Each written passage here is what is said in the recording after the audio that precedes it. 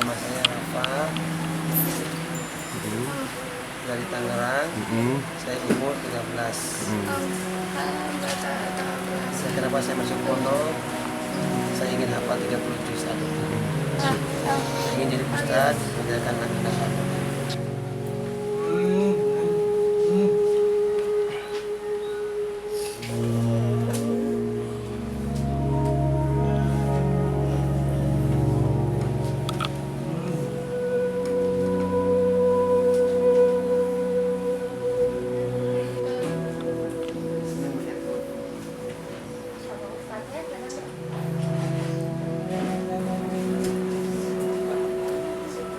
Awal kami mengenal tunarungu sudah 13 tahun yang lalu.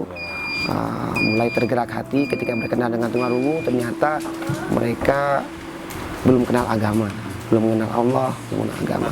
Masa terpanggil dari situ, akhirnya saya buat taklim di rumah, sehingga akhirnya 13 tahun kemudian bisa membuat pondok khusus untuk mereka.